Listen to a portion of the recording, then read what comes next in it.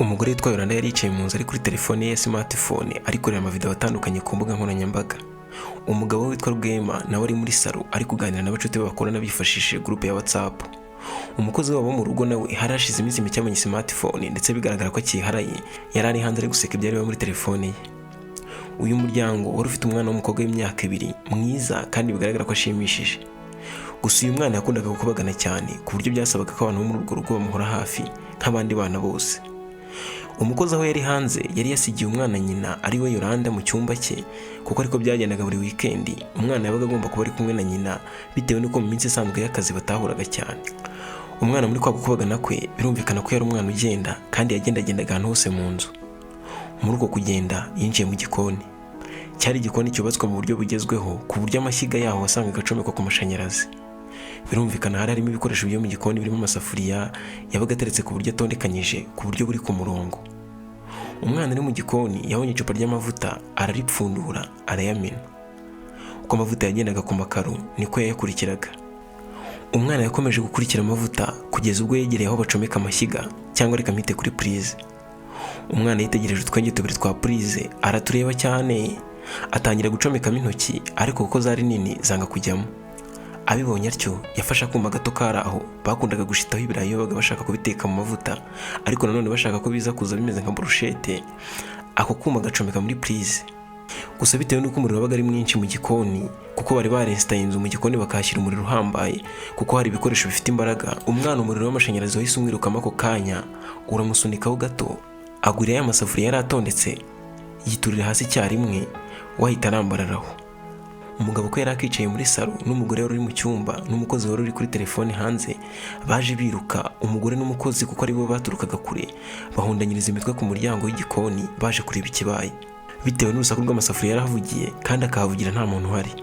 Umugabo kuko ari we wari hafi yinjiye mu nzu mbere ahita asakuza ati Bella, umwana wabo niko yitwaga. Umukozi n'umugore nabo nubwo babanje gusa n'abagonganira ku muryango bahise binjira.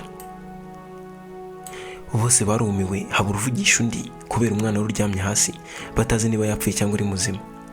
Ako kanya umugabo yakije imodoka byihutirwa, umugore atiriwe ajya mu byo kwitegura afata igitenge arakenyera aterura umwana bajya kwa muganga.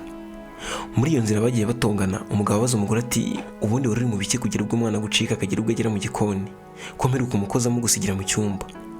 Umugore nawe ati wishaka kunshinja amakosa, twese n'umwana wacu, nawe wari uri muri salo kandi niho hari inzira ijya mu gikoni. Sinumva rero uburyo yaguciyeho akagira ubwo yinjira mu gikoni utamubonye. Umugabo yaramwumvishe araceceka kuko umugore yaravugiye hejuru n'urusaku rwinshi. Mu mwanya muto bari bageze ku bitaro. Abaganga bakira umwana byihuse, gusa yanyuzagamo umutima ugatera ubundi ugahagarara.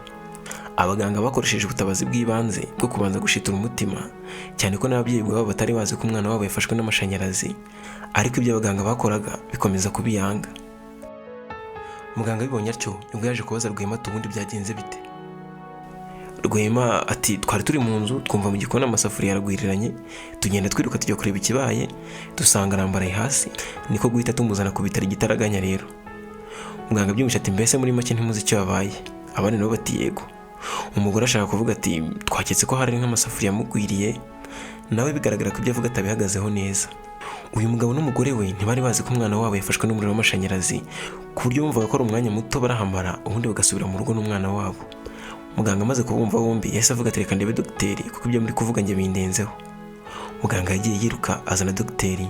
Dogiteri abyitegereje neza ati uyu mwana afite ikibazo gikomeye, si uwo gushiturwa umutima mu buryo bwa gakondo bwo kumuhaga mu gatuza. Dogiteri yahise avuga ati tumushyire mu cyuma turebe mu mubiri we tumenye uko bimeze. Muganga yahise ashyira umwana kuri cya gitanda cy'abarwayi gicungwa amujyana mu cyumba banyurizagamo abantu mu cyuma. Bamushyizemo bwangu, Yolanda na Rwema basigara hanze. Dogiteri akimushyira mu cyuma yarabajije ati ibyo mbona nawe nibyo ubona? Bose bifashe ku munwa. Uwo muganga nawe wasaga naho ari umubyeyi yashye ubwoba ndetse atangira kubira ibyuya. Bari babonye ko umwana inyama zo mu nda zahiye, kuko umuriro wari wamunyuzemo byahuza n'uko ari umwana akangirika vuba cyane. Dogiteri yahise abwira muganga ati uyu mwana rero ntabwo ari bubeho, ahubwo birashoboka ko n'ubu yaba yapfuye. Bamukozeho koko basanga umutima utakirimo gutera. Barumiwe habanza gushira akanya ntawe uvugisha undi. Muganga yitegereje neza mu kwaha kwa wa mwana abona hasa n'ahinduye ibara. Ntiyasobanukirwa baza dogiteri ati none se dogiteri uyu mwana yabaye iki? Dogiteri kubera kumuzana yihuta ntiyigeze yitegereza neza uruhu rw'uwo mwana. Akibibona yahise avuga ati uyu ni umuriro w'amashanyarazi umwishe pe. Yahise asohoka ajya kuzana ababyeyi. Gusa nk'umuganga kandi uzi ukuntu umuntu yitwara yabuze uwe, abanza kubaturisha asa n'ubateguza kwakira ikibaye cyose. Umuganga yafashe umubiri wa mwana kuko yaramaze gupfa awujyana mu kindi cyumba ngo aho ariho ababyeyi baza kuwusanga. Birumvikana byabaye intambara kuri babyeyi kugira ngo bumve neza ko umwana wabo atakiriho. Umugore yanze kubyakira aravuga ati Mahoro ndamwica. Mahoro ni wa mukozi wo mu rugo bari basize mu rugo. Rwema nk'umuntu w'umugabo yafashe amarangamutima ye arikomeza. Ubundi abwira dogiteri ati none se dogiteri, uyu mwana ko twamuzanye hano ari muzima ubu aka kanya baye iki? Dogiteri yamusubije ati rero sinzi ngo mwari mwarangaye bingana iki, gusa uyu mwana yishwe n'umuriro w'amashanyarazi. Rwema yahise asanga umugore we aho yari ari yaryamye hasi kuri sima ari guhonda umutwe hasi avuga ati Mahoro, ko ariko kazi kundi yari ari he? Rwema koko yumvishe ibyo umugore avuze yibuka ko hari umukozi bishyuraga buri kwezi mu rugo wari ushinzwe gucunga uwo mwana. N'umujinya mwinshi yahise ahamagara polisi ngo bajye gufata uwo mukozi kuko yumvaga ko biri kose ari we mpamvu y'urupfu rw'umwana wabo Bella. Hashize nk'iminota 40 imodoka ya polisi yaparitse ku bitaro. Bayifunguye Rwema abona bakuyemo Mahoro nawe bisa naho yaguye muri koma. Uko byari byagenze, Rwema na Yolanda bamaze kujyana Bella kwa muganga, Mahoro yaravuze ati reka nteke bave kwa muganga basanga hari ibyo kurya.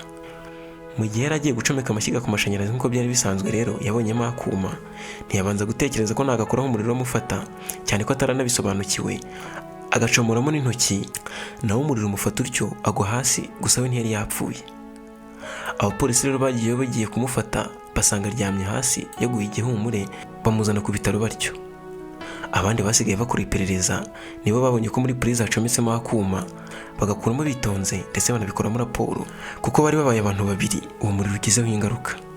Abapolisi babanje kuvugisha wa mudokiteri wakurikiranye Bella, baganira byinshi birimo ibimenyetso byagaragaye ku mwana n'ibyo uwo mukozi wo mu rugo basanze yahwereye.